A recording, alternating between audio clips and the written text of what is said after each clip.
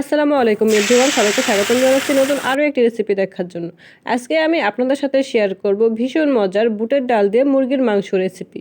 এইভাবে বুটের ডাল দিয়ে মুরগির মাংস রান্না করা খুবই সহজ এবং এটি খেতে অসম্ভব রকমের মজা। বুটের ডাল দিয়ে মুরগির মাংস গরম গরম ভাত দিয়ে, পরোটা দিয়ে এবং নান রুটি দিয়ে খেতে কিন্তু ভীষণই মজা। আপনি চাইলে সাদা পোলাও বা যে কোনো কিছুর সাথে এটা খেতে পারবেন। বুটের ডালের এই রেসিপিটা মুরগির মাংস দিয়েও রান্না করা যায়, গরুর মাংস দিয়ে রান্না করা যায়, এমনকি ডিম দিয়েও রান্না করা যায়। যেটা দিয়ে আপনি রান্না করবেন সেটাই কিন্তু ভীষণই মজার হয় খেতে। আমি খুব সহজভাবে এই রেসিপিটি করেছি। সো ভিউয়ার্স, চলুন রেসিপিটি দেখে নেওয়া যায়। বুটের ডাল দিয়ে মুরগির মাংস রান্না করার জন্য আমি এখানে 250 গ্রাম বুটের ডাল সারা রাত ভিজিয়ে রেখে দিয়েছিলাম। তারপর আমি এখানে নিয়েছি মুরগির মাংস। তারপর আমি এখানে নিয়েছি হলুদ, মরিচ এবং লবণ, নিয়েছি কাঁচা মরিচ, নিয়েছি আদা রসুন বাটা এবং জিরা বাটা, নিয়েছি কিছু পেঁয়াজ কুচি, নিয়েছি কিছু গরম মশলা।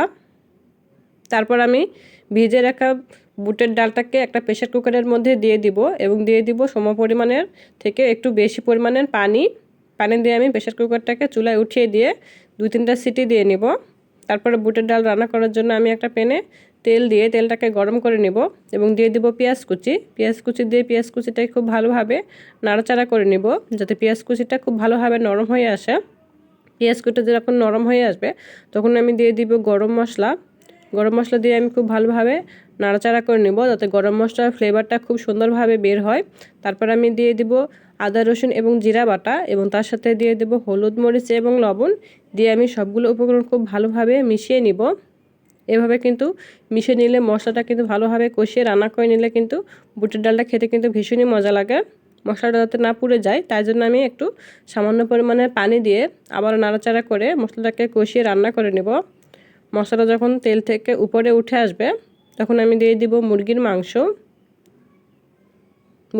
দিয়ে আমি মুরগির মাংসগুলোকে এই কষানো মশলার মধ্যে খুব ভালোভাবে মিশিয়ে কষিয়ে রান্না করে নিব। আমি এই মুরগির মাংসটাকে প্রায় 5-6 মিনিটের মতো আগে রান্না করে নিব ঢাকনা দিয়ে। তারপর ঢাকনা তুলে আমি দেখে নিয়েছি যে মুরগি থেকে অনেকটাই পানি উপরে বের হয়ে আসবে। এই পানিটা যতক্ষণ না শুকিয়ে যায় ততক্ষণ আমি মুরগির মাংসটাকে ভাজা করে কষিয়ে রান্না করে নেব। আর এই মুরগির মাংসটা যতটা সুন্দর করে রান্না করা হবে বুটের ডালটা কিন্তু খেতে ভালোই লাগবে। তারপর আমি সামান্য পরিমাণ ঝোল দিয়ে মুরগির মাংসটাকে সেদ্ধ হওয়ার জন্য রান্না করে নেব।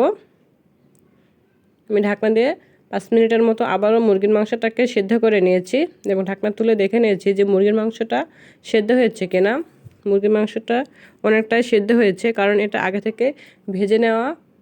আবারও আমি কষিয়ে রান্না করে নিয়েছি।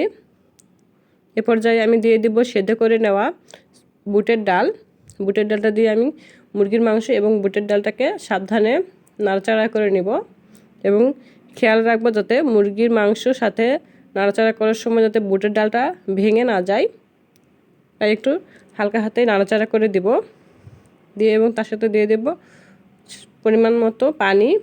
আর এই পানিটুকু আমি একেবারেই পরে দিব না। আবারও নাড়াচাড়া করে রান্না করে নেব। তারপর আমি দিয়ে দেব কিছু কাঁচামরিচ দিয়ে আমি ঢাকনা দিয়ে ঢেকে রান্না করে নিয়েছি। আমি আবারও প্রায় 5 মিনিটের মতো রান্না করে নিয়েছি যতটা বলক আসা পর্যন্ত। যখন বলক আসবে তখন আমি বুটের ডাল এবং মাংসগুলোকে খুব ভালোভাবে নাড়াচাড়া করে দিয়ে রেখে দিয়েছি। তারপর আমি একটা প্যানে তেল গরম করে নেব এবং দিয়ে দিব কিছু পেঁয়াজ কুচি। আর এই পেঁয়াজ কুচিটাকে আমি কিন্তু খুব ভালোভাবে ভেজে নিব, একেবারে বেরেস্তার মতো করে ভেজে নিব। পেঁয়াজটা যখন বেরেস্তার মতো হয়ে ভাজা হয়ে আসবে তখন আমি আগে থেকে যে মুরগির মাংস এবং বুটের ডালটা রান্না করে নিয়েছি সেটা এই বেরেস্তার মধ্যে দিয়ে দিব।